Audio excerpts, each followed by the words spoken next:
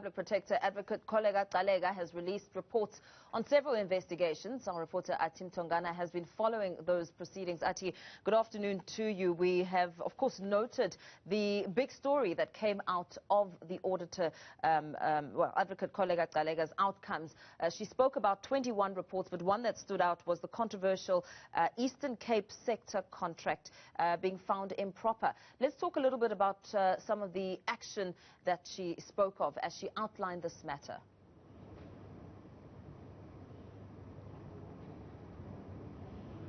A very good afternoon to you, Mpo. In fact, on that exact report that you mentioned, already the reaction from members of the public is that they did expect that finding by the Public Protector's Office. I mean, it was quite obvious at the time when the news broke about that entire scooter debacle that unfolded in the Eastern Cape. But of course, I do have her with me. Advocate, I believe today, first of all, is your last day as the acting Public Protector. We'll talk about that a little bit later. But I mean, the Eastern Cape scooter debacle is where I want us to begin. Won't you tell us exactly what your office found?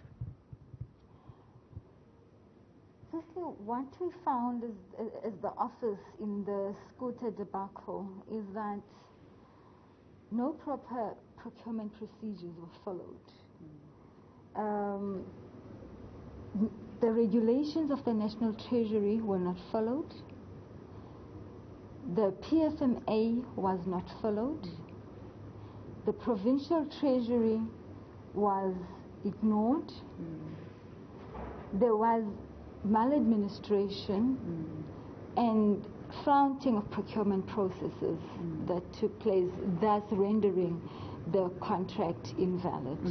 And now, of course, there have to be remedial actions, which you said the HOD has to ensure that they enforce those disciplinary processes. Won't you talk to us about that element? Yes, the HOD needs to look at the chain of events of what had taken place across the spectrum of those who are involved in the SCM processes and take appropriate disciplinary action as a result of consequence management. Quite a few reports came out of the Eastern Cape. Another one coming to mind is, of course, that one with the MEC and her being allegedly linked to some of the guest houses that were used to quarantine people during, of course, this pandemic. Won't you talk to us about that particular one? We believe one of the guest houses and the lodges is actually owned by her daughter and her husband, respectively. And already members of the public already raise a lot of concern about how people within government get to benefit in the irregular awarding of tenders by government officials to some of their relatives. And this, of course, is part of many that have been raised as complaints to the Public Protector's Office. The Miyaka Lodge is owned by the MEC's daughter. There's a different company that received a contract from the provincial government, which is owned by the MEC's husband. However, we could not find evidence that states that she improperly influenced the awarding of these contracts.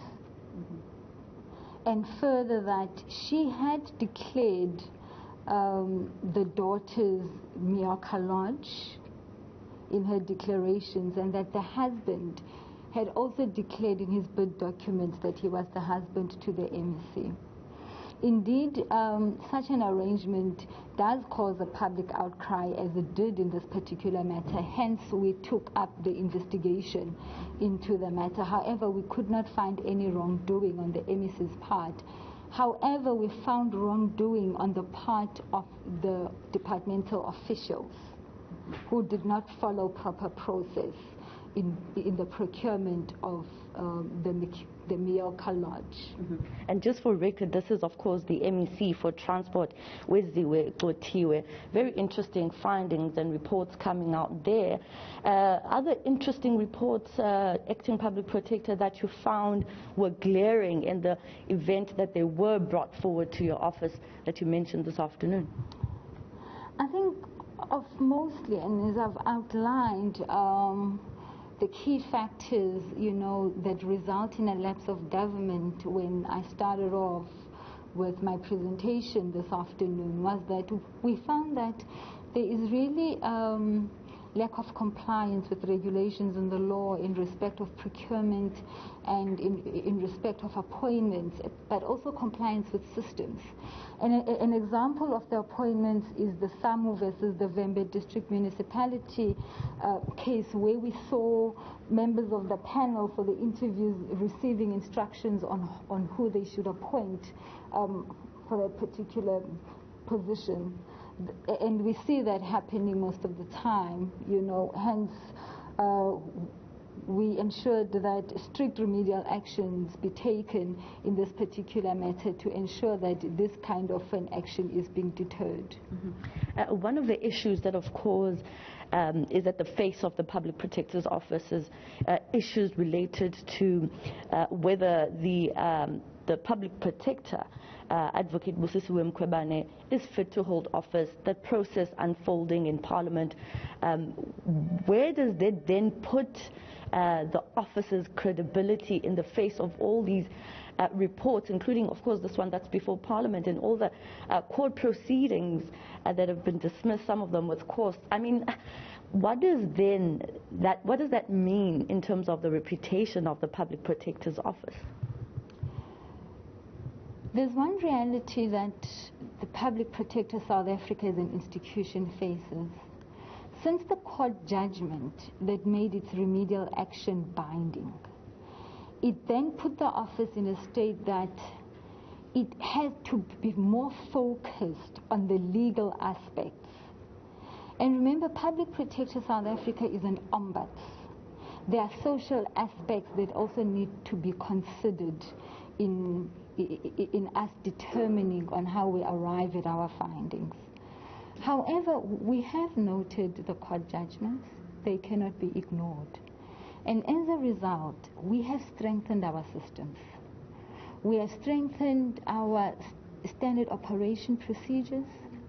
We are strengthening our rules. We are currently even looking now into the amendment of our Act. We have re-established the training committee of Public Protector South Africa so that we do retrain our staff. We have further put together a document where we look into the court outcomes, we look into the lessons learned, and see how do we improve our work. There is a lot of reports that Public Protector South Africa issues that are not overturned by the courts, that touches the lives of ordinary South Africans, that touches the lives of the ordinary Gogo Dlaminis, the service delivery matters, which are 95% of our workload. The work that's being reviewed by the court is 5% of our workload.